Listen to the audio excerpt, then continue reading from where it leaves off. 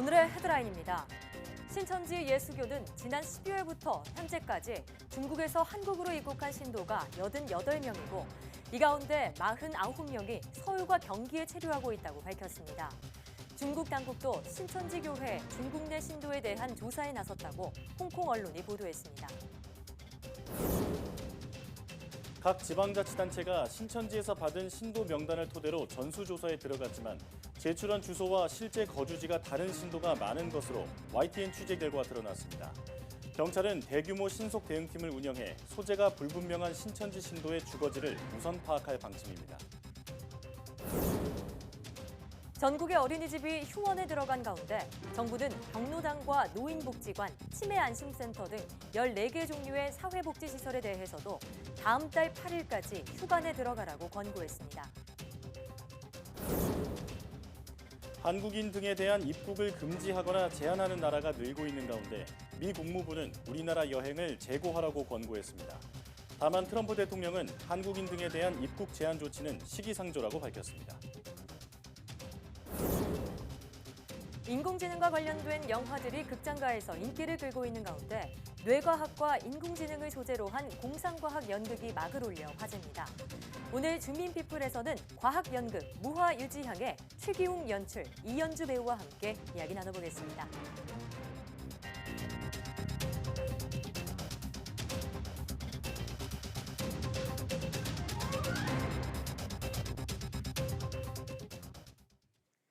여러분 안녕하십니까? 사이언스 투데이입니다.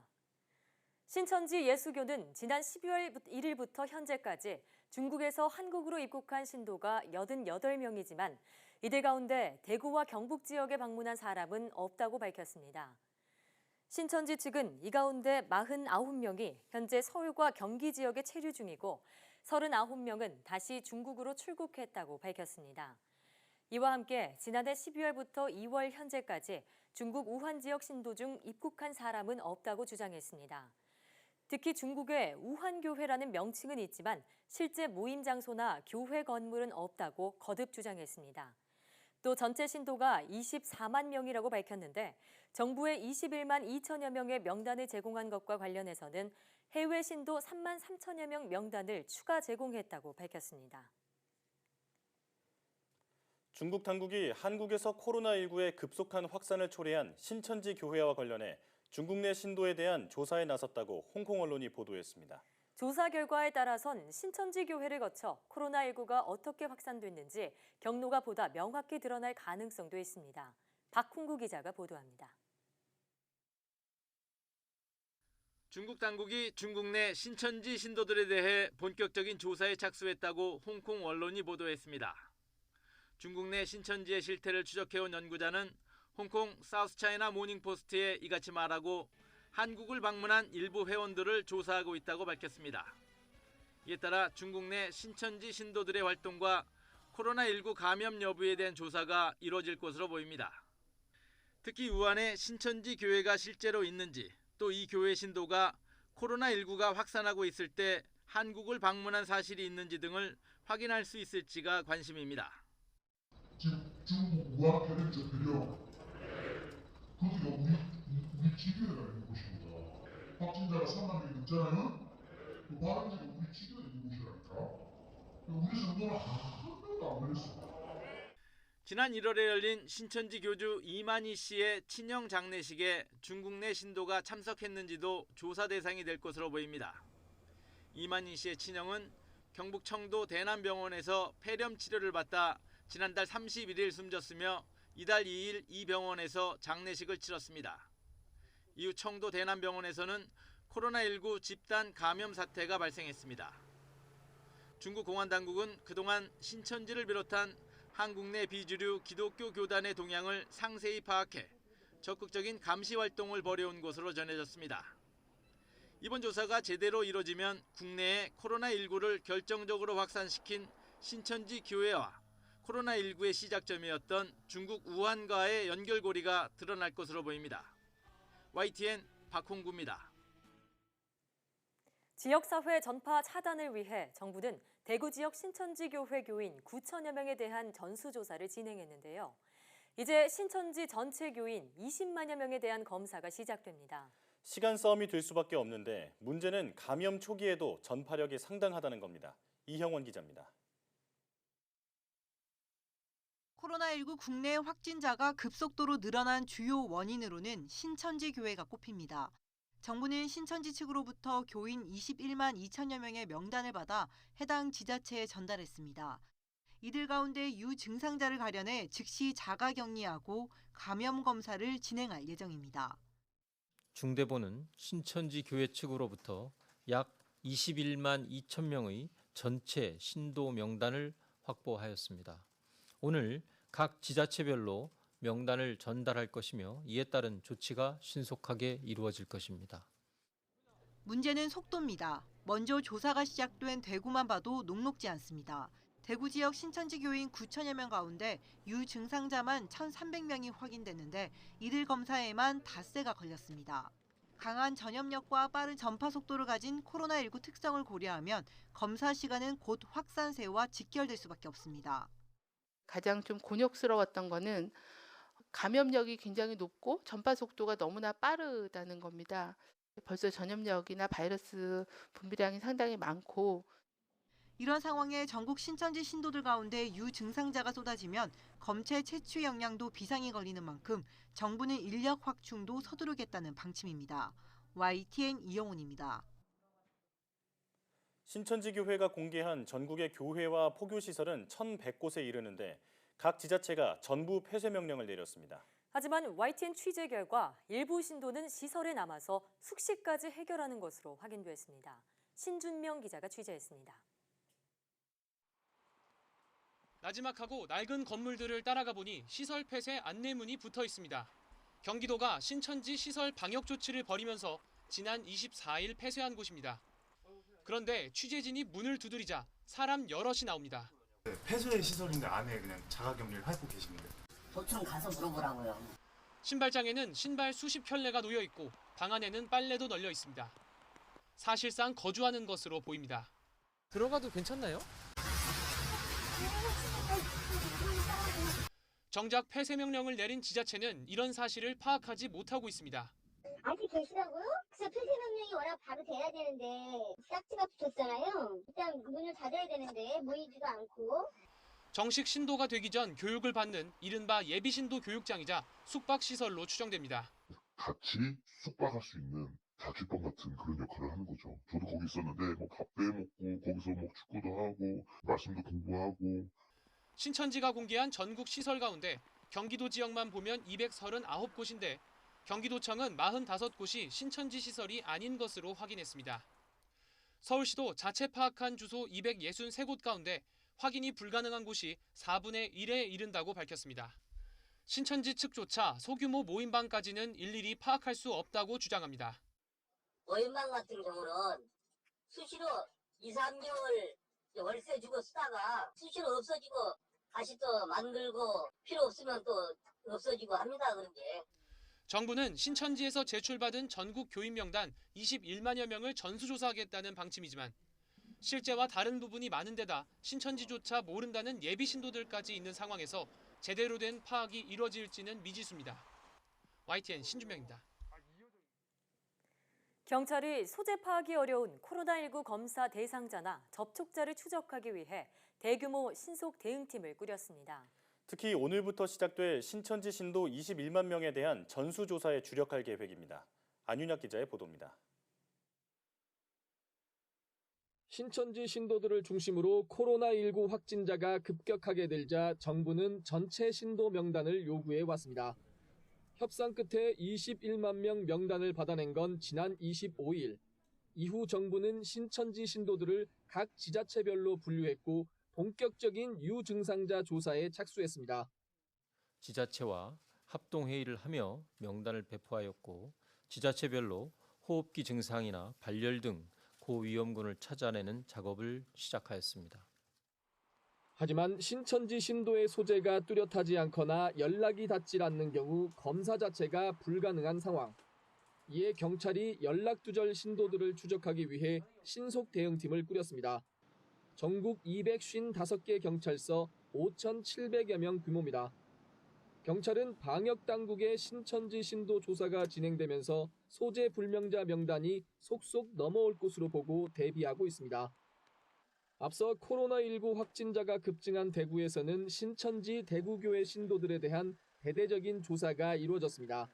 소재 파악이 어려운 242명의 명단을 받아 현재까지 241명의 소재를 확인하고 마지막 남은 1명을 추적하고 있습니다. YTN 안윤학입니다.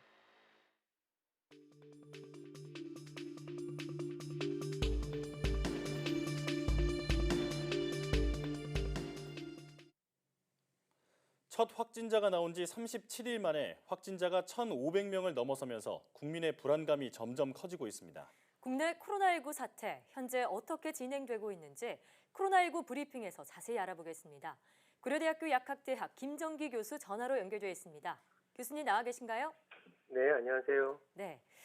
자, 지금 앞으로 한 1시간 정도 뒤면 오후 집계 결과가 나오겠지만요. 현재까지 오전을 기준으로 확진자가 모두 1,595명으로 확인됐습니다. 어제 오후보다 334명이 더 늘은 수치인데요. 하루 확진자 증가폭으로는 가장 크다고 합니다. 그 이유가 뭘까요? 아무래도 지금 신천지 대구교회에서 유증상을 보이는 환자가 과거에 처음에 얘기하던 1,200명 정도라고 했는데 지금 보고되는 바로는 1,800명 정도 된다 이렇게 얘기가 나오고 있습니다. 그러다 보니까 이 유증상을 증상을 가지고 있는 분들에 대한 진단 검사가 진행이 됐고 이분들에서 확진 판정을 받으면서 아마 최근에 이렇게 확진세가 크게 증가를 하지 않나 이렇게 생각을 하고 있습니다. 네, 가장 걱정인 곳이 대구 경북 지역인데요. 하루에만 300명이 넘는 확진자가 발생했습니다. 혹시 다른 지역에서도 이렇게 확진자가 급증할 가능성이 있을까요? 감염병에 대해서는 언제든지 변수가 발생을 할 수가 있습니다. 그리고 특히나 대구 경북 지역부터 해가지고 전국적으로 확산되는 그러한 양상들이 지금 보이고 있기 때문에 대구 경북뿐만 아니라 다른 지역에서도 언제든지 확진자가 크게 증가할 수 있는 그런 가능성은 배제할 수가 없습니다. 네, 다른 지자체 역시도 안심할 수는 없다 이런 말씀이군요. 자, 중국에서는 현재 코로나19 기세가 한풀 꺾였다는 분석도 나오고 있습니다. 우리나라도 이번 주 안으로 변곡점을 만들어야 한다 목소리가 높은데요. 어떻게 전망하십니까? 이번 주에 변곡점이 나타날 가능성은 좀 희박해 보이고요. 아무래도 최소한 2주 정도 이상은 지나가야지 좀 안정화 추세를 보일 텐데, 네. 이 과정은 아무래도 추가적인 변수가 없을 때 가능한 예상입니다. 만약에 추가적인 변수가 발생을 한다면 앞에 일은 또 예상할 수 없는 또 심각한 상황으로 발생할 가능성은 언제든지 있고요.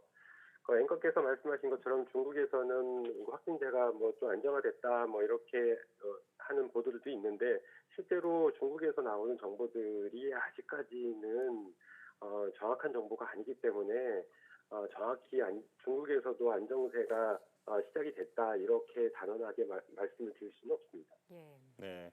지금 우리나라에서는 또 가장 큰 문제가 명성교회와 소망교회를 비롯한 대형 교회들에서 감염 사례가 나오고 있다는 건데요. 이런 감염 경로와 또 감염 이유에 대해서는 어떻게 보고 계십니까?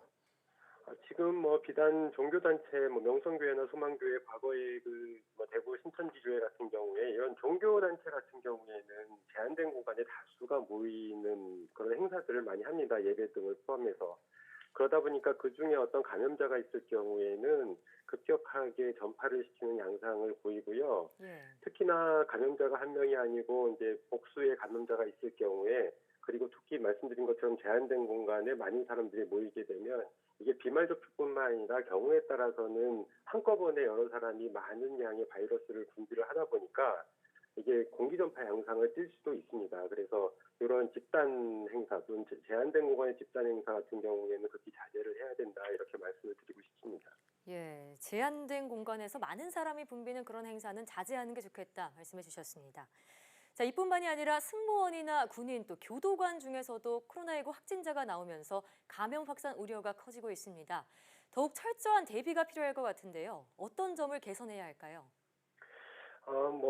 실제로 따로 이렇게 특히 군대와 같은 경우에는 집단 생활 자체를 어떻게 해체할 수 있는 방법이 없지 않습니까? 반드시 집단 생활을 해야 되는 그런 상황이고, 교도소 같은 경우에도 마찬가지입니다. 교도관이나 아니면은 수용돼 있으신 분들 이렇게 집단 생활을 하게 되는데, 이 경우에는 딱히 특별한 지금 대책은 없으나 가능한 한 감염이 되지 않기 위해서는 개인 위생을 철저히 하는 방법밖에 없고, 또 이게 뭐 계속 실시간 모니터링을 하면서 혹시 의심되는 환자가 발생하는지를 계속 체크를 해야만 다수의 사람들이 감염되는 그런 사태를 막을 수 있지 않나 이렇게 생각을 하고요.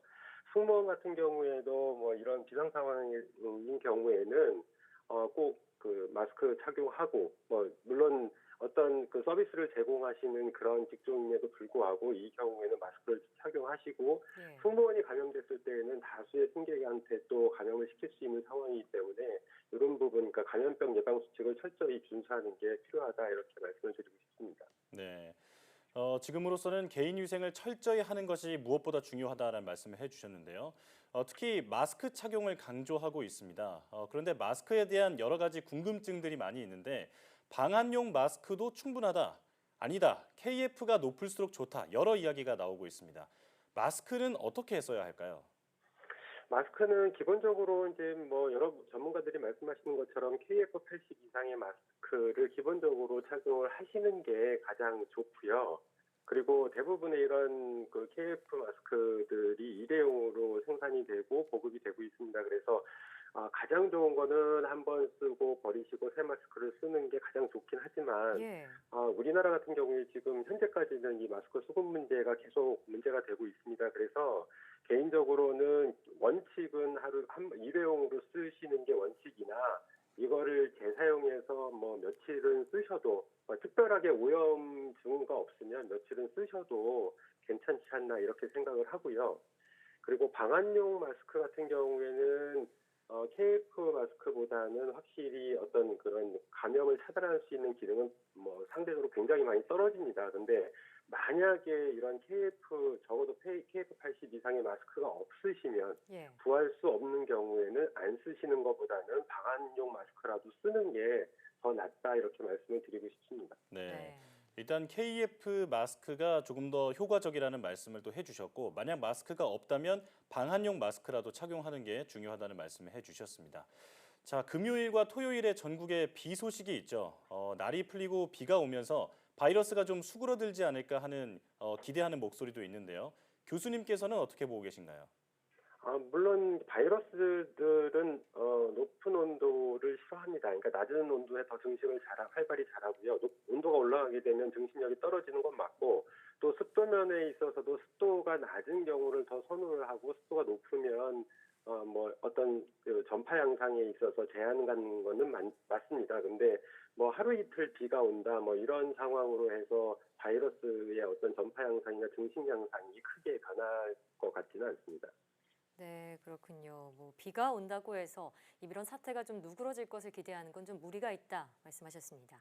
자, 만약에 지속적으로 기온이 올라가고 비가 계속 온다라면 또 변수가 생길 수는 있으나, 뭐 이렇게 매일 하루 이틀 비 온다고 해서 크게 달라질 것 같지는 않습니다. 예, 싱가포르와 같이 한여름 상태에도 비가 많은 습도가 높은 상태가 아니고서야 좀 힘들다는 말씀이시죠? 네, 그렇습니다. 근데 뭐 물론 싱가포르 같은 경우에 태국도 마찬가지고 지금 뭐 코로나19 환자들이 계속 나오고 있거든요. 그래서 또 이 부분에 대한 또 전문가들 사이에 논란도 물론 있습니다. 논란이 있는 상황이군요. 네. 예, 자, 그럼 의료계에서는 국내 코로나19 사태의 고비와 정점을 언제쯤으로 보고 계십니까? 글쎄요, 이거는 전문가들마다 다 견해 차이가 있어가지고 뭐라고 단언적으로 말씀드릴 수는 없고요. 그러니까 전 의료계의 공통적인 의견이 어떻다라고 말씀드리기에는 좀 무리가 있고, 개인적으로 제가 보기에는 앞으로 한두 달 정도는 더 가지 않을까, 적어도 특별한 변수가 없으면. 그러니까 변수가 없으면 빠르면 2주, 길게는 4주에서 한 6주까지도 갈 수가 있고, 추가적인 변수가 계속 발생을 한다라고 그러면 그 뒤에는 더 오랫동안 심각한 상황으로 갈 수도 있습니다. 네, 지금 짧게는 2주에서 조금 길게는 한두 달을 말씀을 하셨는데, 사실 일부에서는 코로나19가 완전히 종식되려면 6개월 이상 걸릴 수도 있다는 주장이 나오고 있습니다. 장기전으로 갈 가능성도 있다고 보십니까? 코로나19 같은 경우에 지금 중국 같은 경우에 많은 확진자들이 있고요. 이러한 상황, 어떤 감염병, 특히 바이러스에 의한 것이 다수의 사람들이 감염을 하게 되면 이게 오랫동안 이 소강 상태를 보이는 게 아니라 계속 진행이 되는 거는 당연하고요. 더군다나 여기에 붙여서 만약에 더 장기화되고 많은 사람들이 더 감염을 하게 되면 계절형 감기로 편입될 수 있는 상황도 올 수가 있다 이렇게 생각을 하고 있습니다. 네, 계절성 독감, 감기로 편입될 가능성도 있다 얘기해 주셨습니다. 자, 앞으로의 2주가 정말 중요한데요. 더 이상의 전파를 막기 위해서 총력 대응을 해야겠습니다. 지금까지 고려대 약학대학 김정기 교수와 이야기 나눠봤습니다. 교수님 오늘 말씀 고맙습니다. 감사합니다.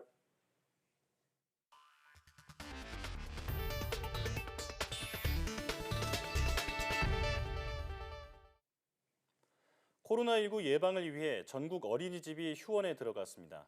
정부는 아이를 돌볼 곳 없는 부모를 위해 어린이집마다 당번 교사를 배치해 긴급 보육을 제공하게 했는데요. 감염 우려 속에 아이를 보내야 하는 마음도 또 힘들게 가정보육을 결정한 마음도 편치 않기는 마찬가지입니다.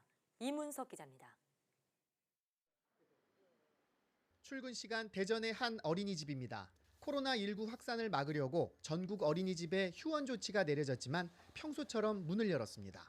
정부가 맞벌이 부부같이 아이 맡길 곳 없는 부모를 위해 긴급 보육을 의무화했기 때문입니다. 이 어린이집의 경우 전체 원생의 10%가량이 긴급 보육을 신청했습니다.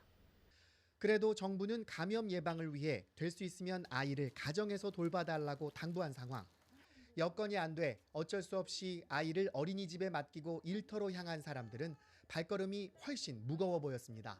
애들은 또 맞벌이라 제가 봐야 되는데 저도 또 가게 하는 입장이라 문은 열어놔야지 또 닫아놓고 할 수도 없는 거잖아요. 상황이 안 되는데도 불안해서 가정보육을 택한 부모들 마음 역시 편치 않기는 마찬가지입니다.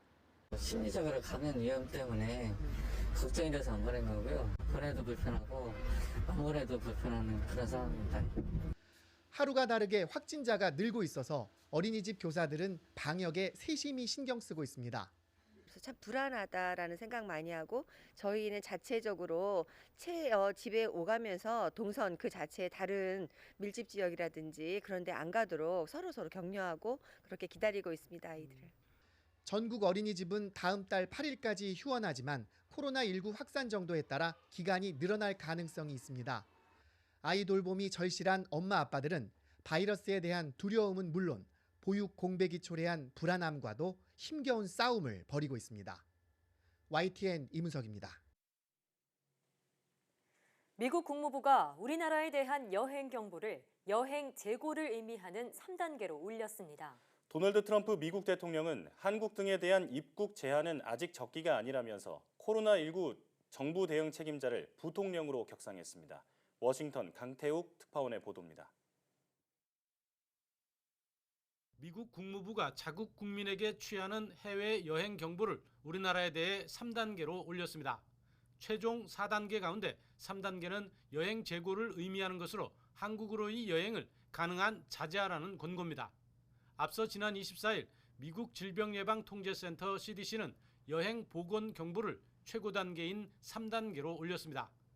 코로나19 확산 위기감이 높아지자 트럼프 대통령은 백악관에서 긴급 기자회견을 열었습니다. 트럼프 대통령은 한국과 이탈리아 등에 대한 입출국 제한 조치는 당장 적기가 아니라고 말했습니다. 그러면서도 적절한 때에 할 수 있다면서 가능성을 배제하지는 않았습니다. At a right time we may do that. Right now it's not the right time, but 트럼프 대통령은 이와 함께 코로나19 정부 대응팀 책임자를 기존 앨릭스 에이자 보건복지부 장관에서 마이크 펜스 부통령으로 격상했습니다. 안팎의 우려가 큰 만큼 더 책임 있게 대처하기 위해서입니다. 그러면서 코로나 바이러스와 관련된 어떠한 것에 대해서도 매우 잘 준비가 돼 있다며 중국에서의 입국 제한 등이 주요했다고 강조했습니다. We're ready to adapt and we're ready to do whatever we have to as the disease spreads, if it spreads.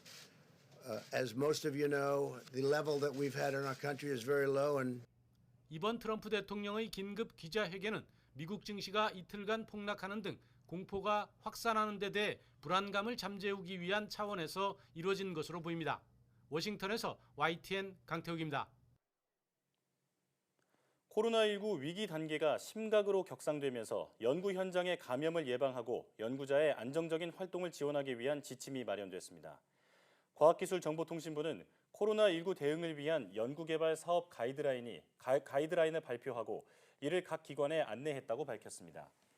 이에 따라 과기정통부는 위기 경보 수준이 심각 단계인 동안에는 연구개발 사업에 대한 평가 일정을 연기하거나 직접 대면 평가를 피하도록 했습니다. 또 감염병 예방을 위해 불가피하게 연구 계획을 바꿔야 할 경우에는 부가적인 경비를 지원하도록 했습니다. 연구기관 폐쇄나 핵심 인력 격리 등으로 연구 공백이 발생할 경우에는 위험 상황이 끝난 뒤 안정적으로 복귀할 수 있도록 편의를 제공하게 했습니다. 최기영 과기정통부 장관은 위기 상황 속에서도 연구자가 안전하고 안정적으로 연구할 수 있도록 적극 지원하겠다고 밝혔습니다. 코로나19 감염 우려가 커지면서 비타민이나 홍삼 등 건강기능식품의 판매량이 크게 늘었습니다. 면역력을 높여서 혹시 몸에 나쁜 바이러스가 침투하더라도 이겨내겠다는 심리 때문입니다. 실제로는 어떨까요? 최소로 기자가 취재했습니다. 건강보조식품을 판매하는 한 온라인 쇼핑몰입니다. 코로나를 잡는다는 홍보 문구까지 내걸고 각종 기능성 식품을 판매하고 있습니다. 실제 코로나19 확산에 따른 불안 심리까지 가세하면서 비타민과 홍삼 등 건강기능식품 매출액은 지난해 같은 기간보다 많게는 5배까지 늘었습니다. 사망자분들이 보통 면역력이 많이 약하신 분들이라서 그런 뉴스들 많이 봐서 좀 면역력 강화를 위해서 평소보다도 조금 더 챙겨 먹고 있습니다. 실제 소비자의 기대만큼 면역력 강화에 도움될까? 전문가들은 건강한 사람의 경우엔 건강기능식품을 먹어도 면역력을 높이는 데 큰 효과가 없다고 지적합니다. 비타민이 부족한 사람은 반드시 비타민을 보충을 해줘야 되지만 우리나라 국민은 충분히 비타민을 갖고 있거든요. 그러면 굳이 보충해 줄 필요 없고요. 이미 다 영양을 갖고 있는 사람들한테는 굳이 필요하지가 않습니다. 대신 건강한 생활 습관이 더 중요합니다. 음주와 흡연을 하지 않고 충분히 잠을 자는 게 면역력을 높이는 데 제일 효과적입니다. 특히 점막이 마르지 않도록 평소 물을 많이 마시고 가습기로 주변 습도를 높이는 것도 바이러스 침입을 막는 데 도움됩니다. 수분이 있으면 이렇게 바이러스가 붙지를 못하거든요. 그래서 그것 때문에 이제 건조하면 바이러스가 잘 붙어서 감염이 잘 된다. 적절한 운동은 도움되지만 마라톤 등 격한 운동은 일시적으로 면역력을 떨어뜨릴 수 있어 주의해야 합니다. YTN 사이언스 최소라입니다.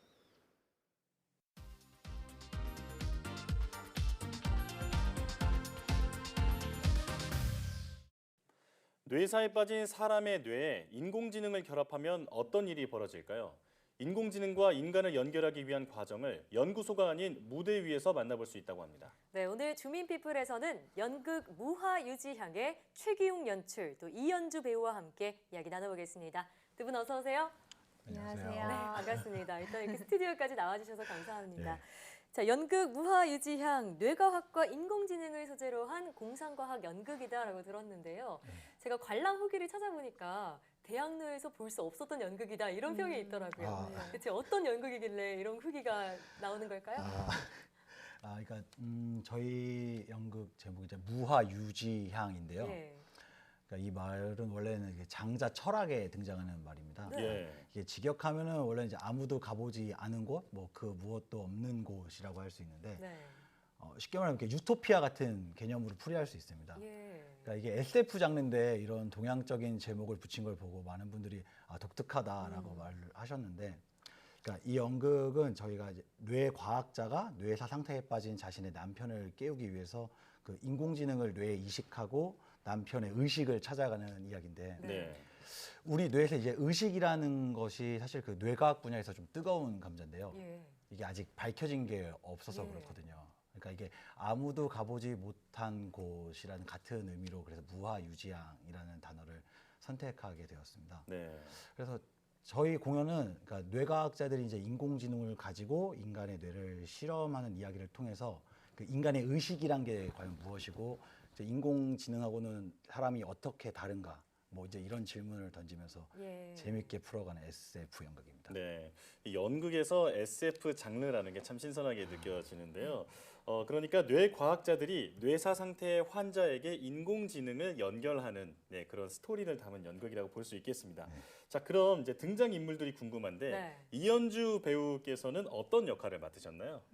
네, 저희 일단 공연에 등장하는 인물들은 이야기의 흥미를 위해 과장된 과학자의 모습보다는 좀 더 실제 연구하시는 과학자분들의 모습을 많이 가지고 있는데요. 예. 물론 SF 장르 특성상 극적인 이야기를 위해서 독특한 인물도 등장을 하기는 합니다. 네. 네, 우선 제가 맡은 캐릭터는 진영이라는 이름을 가진 10대 천재 프로그래머인데요.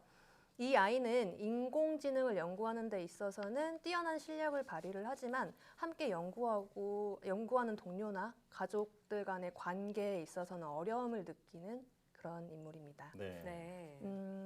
이렇게 저희 공연에 등장하는 인물들은 각자 나름의 능력과 뛰어난 지식들을 가지고 있지만 정작 자신의 삶에 있어서의 어려운 부분들은 쉽게 해결하지 못하는 그런 모습을 가지고 있어요. 예를 들면 실험에 실패한 트라우마로 인해서 그런 트라우마를 가지고 있는 인물도 있고 매우 냉철하고 이성적이지만 남편을 구하고자 하는 일에 있어서는 매우 비이성적인 행동을 하는 그런 인물도 있고요. 이런 면에서 볼 수 있듯이 저희 장르가 SF 장르이긴 하지만 어떤 연극보다 인간적인 모습을 가진 인물들이 많이 등장을 합니다. 네. 그러니까 사람보다는 오히려 더 기계에 친숙하고 또 오프라인에서의 삶에 더 어려움을 느끼는 그런 캐릭터네요. 네. 미래에도 있겠지만 현실에서도 존재할 법한 그런 캐릭터가 네. 되는데요. 자, 그런데 뇌과학을 주제로 한 연극이잖아요. 아무래도 좀 준비하시면서 어려움이 있으셨을 것 같은데 어떠셨어요? 네. 우선 전문 용어나 네. 전문 지식을 가지고 농담을 하는 그런 대사들이 좀 많아서 네. 힘든 부분이 있었는데 예를 들면 뭐 S1, V1, 변연계와 같은 단어들이나 EPR, P300과 같은 그런 기술 관련 용어들이 있었는데 그런 것들이 너무 생소해서 공부하는데 어려움이 좀 있었던 것 같습니다. 네, 그래서 캐릭터를 연구하기 전에 사전 작업이 좀 길었는데 뭐 과학, 뇌과학 전문 서적이나 어떤 전문 자료들을 통해서 공부를 했습니다. 네, 덕분에 뇌의 어떤 부분들이 어떤 기능을 하고 어떻게 작동을 하는지에 대해서 알게 되었고 그리고 인공지능에 대해서도 좀 막연한 생각을 가지고 있었는데 딥러닝이나 머신러닝처럼 구체적인 지식을 배울 수 있었던 것 같습니다. 지금은 이런 용어들이 조금은 친숙하고 그래요? 재밌게도 네. 그렇습니다. 다음에는 혹시 그 인공지능 전문가로 이 자리에 또 다시 오시는 게 아닌가 이런 생각이 드는데요. 이연주 배우 못지않게 최규용 연출가께서도 많은 공부와 기초 지식이 필요했을 것 같거든요. 그렇죠. 어떠셨나요? 그러니까 이게 아무래도 이 과학을 다루고 있으니까요. 이제 뭐 배우 저 포함해서 이제 작가 스태프들도 다 어느 정도 이제 기초 과학을 좀 정확하게 이해를 해야 할 수 있는 작품이라고 좀 생각을 했어요. 이제 특히 이제 과학자분들이 어떻게 사고 방식을 하는지 그 개인적인 꿈이나 고민들 이제 그런 생활 방식 이런 것들이 다 이해가 좀 필요했는데요. 그래서 연습 초반에 이제 상당 부분을 좀 같이 책도 보고 최신 논문도 읽고 같이 공부하는데 시간을 좀 많이 투자를 했습니다. 아무래도 이제 저희 모두한테 좀 생소한 분야이다 보니까 이 개념하고 용어들을 이해하는데 좀 집중을 많이 했습니다. 그래서 그런 걸 이렇게 준비를 하면서 고민이 계속 됐던 게 이렇게 어려운 과학 지식과 정보를 통해서 이야기를 관객들한테 어떻게 하면 쉽게 할 수 있을까였습니다. 그러니까 관객은 이제 극장에 들어올 때 이제 공부를 하러 들어오는 게 아니니까 즐겁게 보는 거니까. 그래서 연출로서는 이 지점이 계속 큰 숙제였어요. 그래서 연습을 하면서도 저 스스로한테도 그렇고 배우들한테도 그렇고 계속 물어봤던 게 이게 아무것도 모르는 사람이 한 번 딱 봐도 알겠냐 도대체 이 사건과 이 내용을 이해를 할 수 있겠냐. 그래서 그러니까 어떻게든 최대한 쉽게 풀고 이제 그 등장 인물들이 저기 거리가 멀게 딴 세상 사람들이 아니라 그러니까 우리 옆에 있는 우리랑 같이 살아 숨쉬고 있는 그런 사람처럼 좀 보일 수 있게 좀 노력을 많이 한 것 같아요. 그래서 네. 어떻게든 관객하고 이제 거리감을 좀 많이 좁히려고 좀 노력을 한 것 같아요. 그래서인지 전문적인 자료 조사를 기반으로 수년에 걸쳐서 대본을 또 고치고 완성시키기 위해서 노력을 하셨다고 들었는데, 자 그럼 배우님께 질문을 드리겠습니다. 이번 연극에서 가장 인상 깊었던 대사가 있다면 알려주시죠. 네. 저희 작품에 등장하는 대사 중에 이런 말이 있어요. 인간의 세포는 100조 정도로 구성되어 있고 그 세포 어디에도 의식이라는 건 들어있지 않다. 근데 특이한 건 이 세포가 다 구성되고 나면 의식이라는 게 생긴다라는 말인데요. 네. 저는 이 말 자체가 굉장히 흥미로웠던 것 같아요. 저희는 지금 깨어있고 느끼고 행동하고 이 모든 것들을 의식하고 있잖아요. 근데 이 의식이 어떻게 생겨나는지에 대해서는 설명을 할 수가 없다는 거죠. 그래서 인공지능은 있지만 인공의식은 만들 수 없다는 거고요. 그래서 지금 저희가 사는 세상은 유전자를 조작하고 복제하는 그런 엄청난 세상에 살고 있는데 이 의식에 대해서는 여전히 설명을 할 수가 없고, 그래서 여러 분야에서 아직도 활발하게 연구를 하고 있다는 걸 알게 됐고요.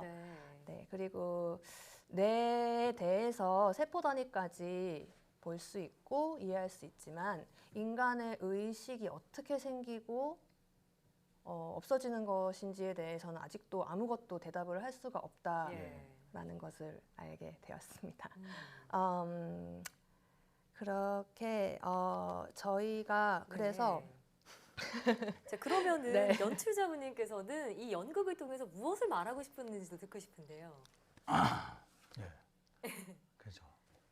그러니까 요즘 이제 시대를 보면은 좀 인공지능에 대한 어떤 두려운 감정 같은 것도 존재하고, 뭐 이제 어떻게 하면 더 크게 발전하겠다라는 뭐 이런 기대감이 공존한다고 생각을 해요. 근데 이게 단순히 이제 인공지능뿐만 아니라 그 과학 기술에 대해서도 이제 뭐 막연하게 공포가 있고 잘 될 것 같다라는 이런 기대가 공존한다고 생각을 하는데, 이제 결국 이제 과학을 다루는 것은 이제 저희 사람이라고 저는 생각을 좀 합니다. 그러니까 인공지능을 가지고 사람을 이렇게 막 도와주고 살릴 수도 있고, 뭐 전쟁에 나가서 이렇게 막 다 죽여버릴 수도 있고 그런데, 그것은 이제 인공지능이 선택하는 게 아니라 그것을 만든 사람들이 각자 선택을 하는 건데, 그러니까 이번 이런 작품을 통해서 이제 과학이라는 도구를 어떻게 사용하고 어떤 시선으로 바라봐야 하는지 그런 이야기들을 좀 하고 싶었습니다. 정말 얘기를 들을수록 흥미로운 연극이라는 생각이 드는데 앞으로 두 분의 계획 한마디씩 들어보겠습니다. 먼저 배우님부터 말씀해 주시죠. 네. 제가 요즘 스스로 많이 하는 말이 순간순간을 좀 소중히 하자라는 건데, 몇 년 전까지만 해도 좀 오지 않는 미래에 대한 막연한 두려움, 이런 것 때문에 하루하루를 불안 속에 살았던 것 같아요. 그런 시간을 겪다 보니까 지금의 결론은 오늘이 마지막이다라는 생각으로 하루를 감사하고 소중하게 살아가자라는 건데, 그게 현재 저의 삶이자 배우로서의 목표이고요. 그래서 이 무아유지양을 통해 열심히 연습하고 고민하면서 저의 연기를 확장시키고 배우로서 다양한 색깔을 찾을 수 있게끔 노력하는 게 저의 계획이자 목표입니다. 이제 하루하루를 최선을 다해서 이제 산다는 말씀을 해주셨는데요. 앞으로 이현주 배우의 많은 활동이 기대가 됩니다. 자, 그렇다면 최기웅 연출가님은 어떤 계획이 있으신가요? 그러니까 요즘 이제 막 콘텐츠들이 막 유튜브 보면 이렇게 되게 편리하게 소비되잖아요. 그래서 이럴 때 오히려 연극이란 게 굉장히 매력이 없어 보일 수 있는데, 저는 오히려 장점이 많고 반드시 필요하다고 생각을 해요. 그래서 이제 저는 이렇게 작품을 계속 하면서 이렇게 작품을 하고 한번 끝나는 게 아니라 계속해서 관객을 만날 수 있고 장기적으로도 계속 공연을 이어갈 수 있게 노력을 계속 하고 싶고, 이렇게 공연이나 연극을 통해서 이 사회에 좀 필요한 이야기들, 하고 싶은 이야기들을 계속 하면서 살고 싶어요. 오늘 말씀 들어보니까 최첨단의 과학에 인간의 감정을 녹여내는 작품을 만들어내고 계시다는 생각이 들었는데요. 자, 사실 요즘에 최근 그 코로나19 때문에 연극계도 좀 타격이 크잖아요. 이런 사태가 하루빨리 진정돼서 좋은 작품을 많은 분들이 만나볼 수 있었으면 좋겠습니다. 오늘 말씀 잘 들었습니다. 고맙습니다. 감사합니다.